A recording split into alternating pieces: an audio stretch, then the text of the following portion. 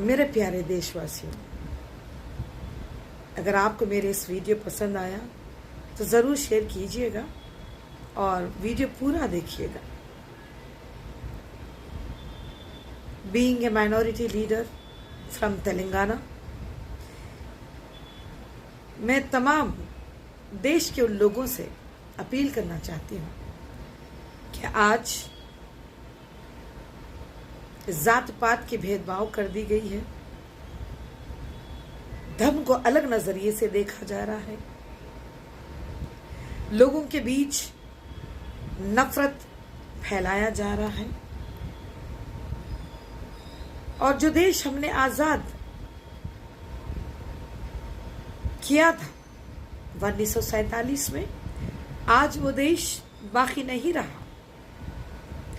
ये बातें मैं इसलिए कह रही हूं, आप सभी जानते हैं कि देश 9 सालों से कौन रूल कर रहा है, देश में किसकी सरकार है और देश को कौन चला रहा है। ये तमाम चीजें कांग्रेस पार्टी और उनके कार्यकर्ता घर घर ये बात पहुंचाने की कोशिश कर रहे हैं, जहां से भारत जोड़ो यात्रा को लेकर राहुल गांधी जी ने यही मैसेज देने की कोशिश की थी। और आज दोबारा मणिपुर से लेकर महाराष्ट्र तक न्याय यानी कि हक दिलाने की जो यात्रा फिर एक बार गूंज उठी है। राहुल गांधी जी की आवाज में आवाज मिलाते हुए हर नागरिक ये महसूस करता है कि देश का अगर नेता हो तो राहुल गांधी हो। ये मैं इसलिए नहीं कह रही हूं कि मैं कांग्रेसी हूं, मैं इसलिए कह रही हूं कि राहुल गांधी जी एक सच्चा और नेक इंसान है। वो कभी भी इस देश को अपने नजरिए से नहीं देखा है। जिस देश को हमने आजाद किया है, संविधान बनाया है, उस संविधान के नजरिए से राहुल गांधी जी इस देश के 140 करोड़ भारतवासियों को एक समान देख रहे हैं। और ये जो यात्रा है, ये यात्रा महज लोगों के बीच जाकर उनका मन लुभाने की बात नहीं, बल्कि लोगों के बीच जाकर उनके साथ हो रहे जुल्म के खिलाफ, नाइंसाफी के खिलाफ, बदहाली के खिलाफ, बेरोजगारी के खिलाफ, महिला सुरक्षा के खिलाफ, बच्चों के साथ, बूढ़ों के साथ, हर एक के साथ, मजदूरों के साथ, किसानों के साथ, हर एक नागरिक के साथ बहुत कुछ गलत हो रहा है।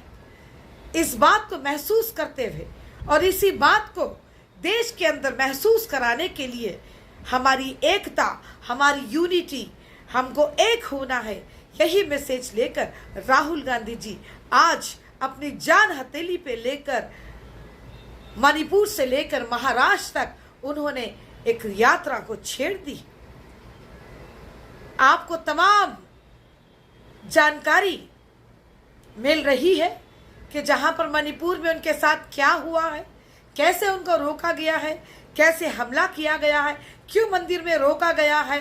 क्या राहुल गांधी जी इस देश के नागरिक नहीं है?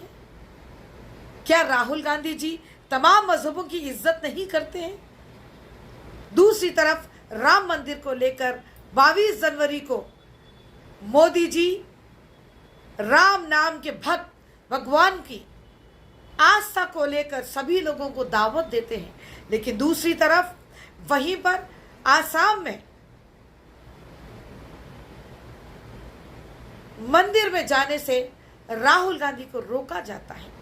तो आप देखिए, गौर कीजिए, इस देश के प्रधानमंत्री खुद हिंदू को हिंदू से लड़ा रहे, इतना बड़ा अंतर पैदा कर रहे हैं कि हिंदू मुसलमान करते करते आज हिंदुओं में बांटने का काम कर रहे हैं और भगवानों के नाम पर लोगों के बीच नफरत की दीवार बहुत तेज दोधारी तलवार बनते जा रही है। यही मोदी जी का काम है।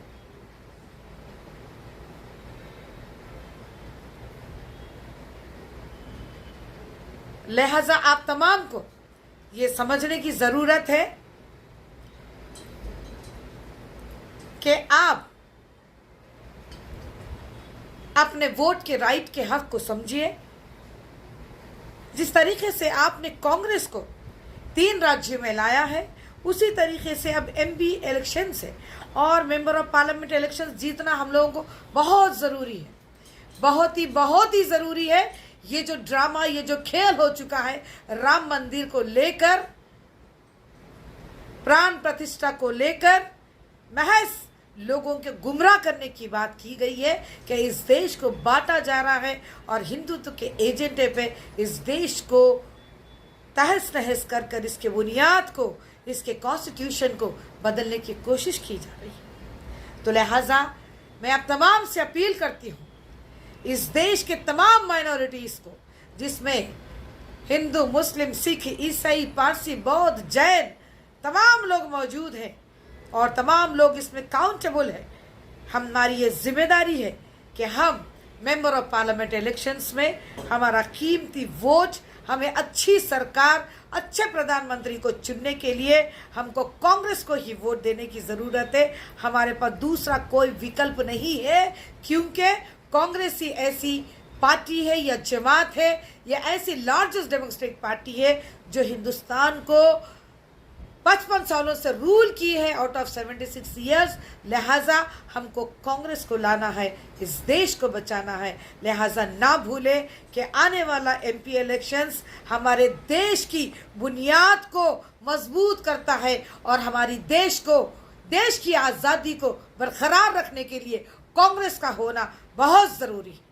अगर आप मोदी सरकार को वोट देते हैं, अगर आप भाजपा सरकार को वोट देते हैं, तो समझ लीजिए कि देश का सर्वनाश होगा, क्योंकि ये लोग देश की बुनियाद को, देश की बिसात को, देश की भाईचारे को, देश के लोकतंत्र को और देश के संविधान को ख़त्म करने का पूरा मंसूबा ये इन्होंने तैयार कर चुका है। महज इनको तीसरी बार मोदी जी को प्रधानमंत्री बनना है और इस देश का नाम, हर वो चीज़ बदल जाएगी। लिहाजा हम नहीं चाहते हैं, इस देश के तमाम सेकुलर भारतवासियों से मैं अपील करना चाहती हूँ कि इस देश को अगर बचा सकते हैं तो वो आप है, नागरिक है।